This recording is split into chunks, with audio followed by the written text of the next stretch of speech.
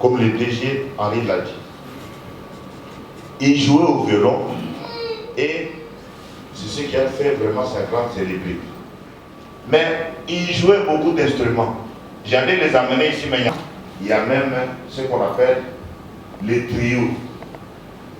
Les trois, n'est-ce pas? Sont des artistes de la joie. Et si tu me dis de la joie, c'est un méga concert avec constitué ce trio. Il y a Bach Van. Et il est cité parmi les puissants de la musique. Britannique pour gagner le temps, comme le maître l'a demandé. Il faut avoir un regard. Je félicite déjà madame. Derrière le domaine de la musique, qu'est-ce qu'on peut remarquer? La réaction anatomique que le docteur Arnaud a démontré avec le prof Fongo. Déjà quand l'enfant est très attiré par une musique non structurée, on n'est pas attentif. Tout de suite quand on voit quelque chose qui ne va pas. Merci pour la parole accordée. J'aimerais, au niveau cérébral, c'est l'hémisphère droit qui est l'hémisphère de la créativité. Si on peut en langage simple expliquer à l'auditoire le lien entre le fonctionnement de l'hémisphère droit cérébral avec les autistes qui ont cet atout poussé au niveau artistique, au niveau de la musique. Je suis vraiment intéressé quant à comprendre si par votre niveau, au niveau du docteur Soulou, du docteur professeur, mieux comprendre ce fonctionnement de notre hémisphère droit qui est l'hémisphère de la créativité et l'art inné sans effort. Et j'applaudis parce que vous êtes des artistes de grand renom. Je ne dis pas que vous êtes autiste, mais ce côté artistique.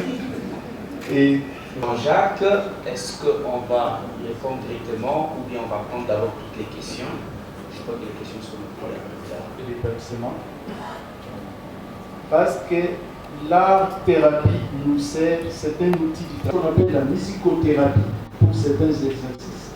Lorsque nous élaborons des plans d'accompagnement, dans notre population, nous avons des enfants qui présentent ce syndrome-là d'Asperger et qui demandent d'être encadrés. On a eu des exemples, vous avez vu Einstein, et puis nous avons les Beethoven, et ainsi de suite.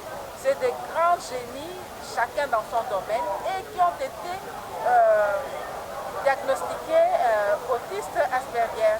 Et nous en avons.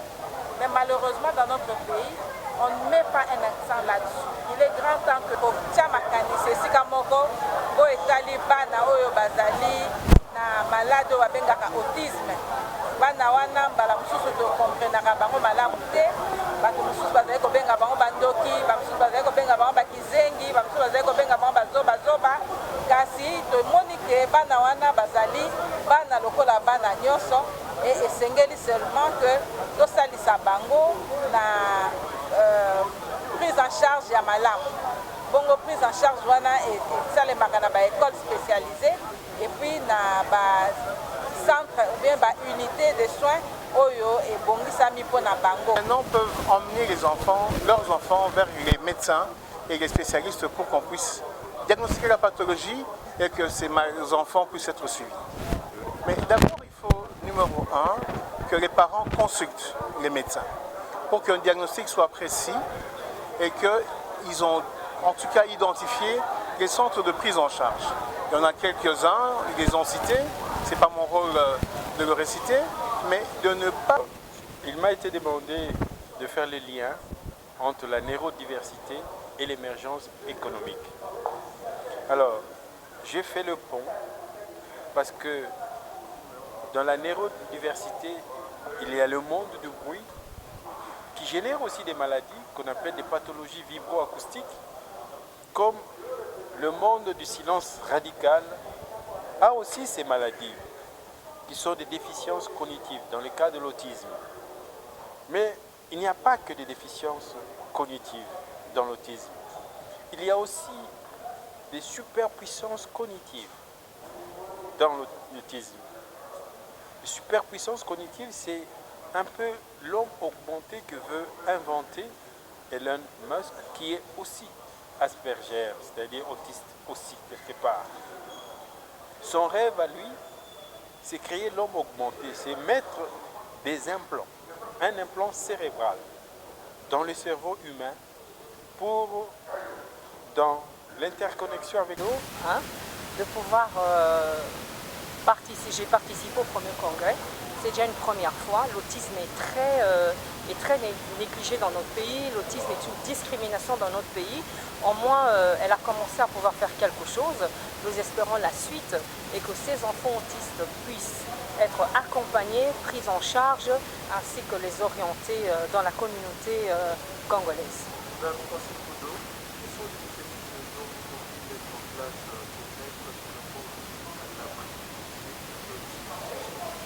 Moi j'ai une école, ça s'appelle les Amis de Daniel, ils viennent étudier, ils viennent apprendre et pour pouvoir les orienter et que je dis toujours l'autonomie est notre objectif et qu'un jour qu'ils puissent s'épanouir dans leur vie et pourquoi pas se marier et travailler.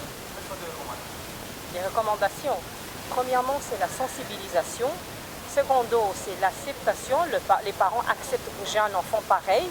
Et qu'est-ce que je dois faire? Où m'orienter? Et puis après, commencer à travailler d'étape par étape pour voir où pourrais-je emmener mon enfant? Comment faire pour que mon enfant puisse apprendre?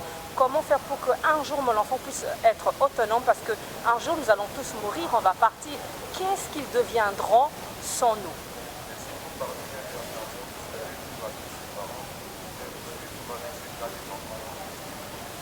Bon, premièrement, je suis maman d'un enfant autiste. J'ai accepté. Je demande aux parents, je recommande aux parents de les accepter, les aimer, les orienter et surtout de ne pas baisser les bras. Peu importe les circonstances, peu importe les problèmes familiaux, ils doivent vraiment, la maman, les parents doivent se lever et dire « Ok, j'ai un enfant autiste, qu'est-ce que je dois faire ?» Je pense que vous avez été dans la salle, donc l'important c'est de faire connaître cette maladie qui est très fréquente et qui est très méconnue naturellement dans notre milieu.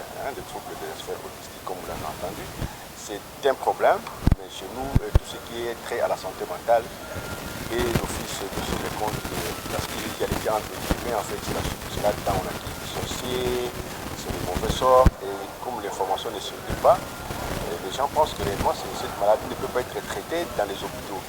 Comme vous avez suivi là, c'est une maladie qui est bien prise en charge. Il faut la connaître et la prendre en charge précocement. Et là-dedans, on a toute une équipe, comme vous l'avez vu, à l'hôpital. Contrairement aux autres formations, aux autres disciplines, en psychiatrie, habituellement, on utilise toute une équipe, ou en neuropsychiatrie, où il y a un médecin, il y a un psychologue, il y a un logopède, donc une personne qui apprend à parler, il y a un éducateur, il y a un sociologue, et ainsi de suite. Donc, l'intérêt de ces jours, c'est en fait de faire connaître l'existence de cette maladie dans notre population. Et naturellement, ça nécessite des études pour qu'on en connaisse l'importance. Parce que, bon, il y a des parents qui ont des enfants comme ça, et ces enfants d'ailleurs sont souvent cachés par les parents eux-mêmes parce qu'ils sont des objets de honte. Alors que, comme vous l'avez vu, si ces enfants sont vite pris en charge le plus précocement possible, ces enfants.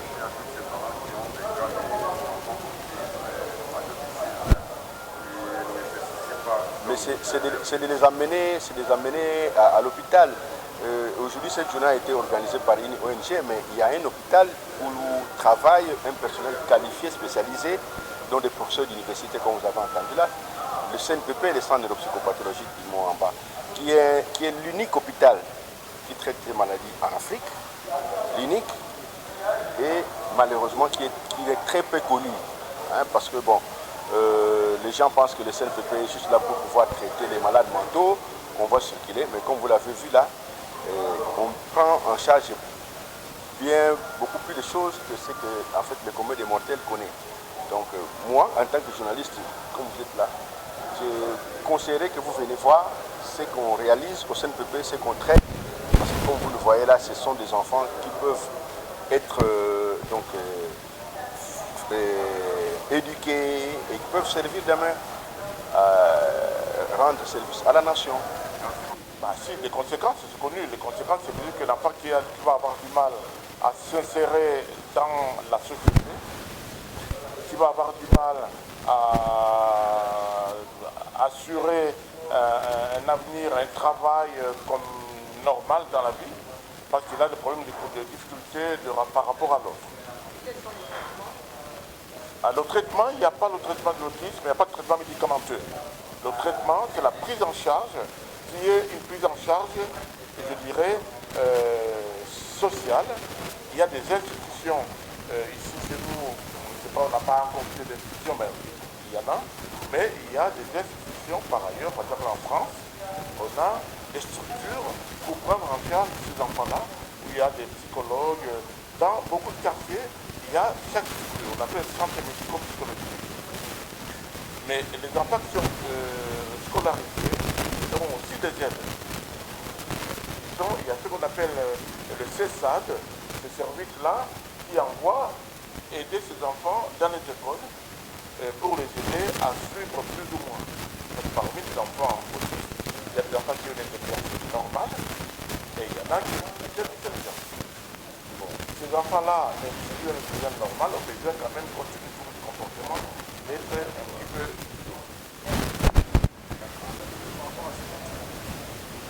Ce que nous pouvons retenir, c'est que l'autisme n'est pas une fatalité.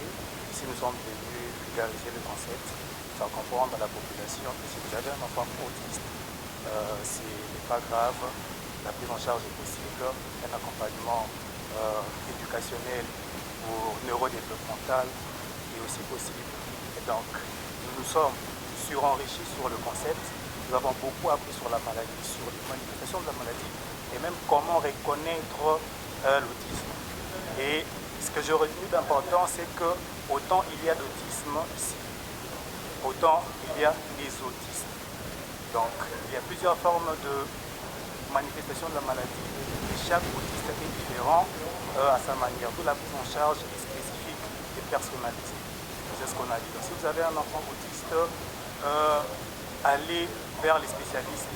Si vous avez un enfant qui présente un caractère ou des comportements atypiques, allez voir un spécialiste qui va poser le diagnostic et vous aider à l'accompagnement pour une meilleure prise en charge. Méfiez-vous des gens qui vous disent que votre enfant, parce qu'il a un comportement atypique ou pas conforme à la normale, il est sorcier ou il a un problème ou quoi que ce soit. Non.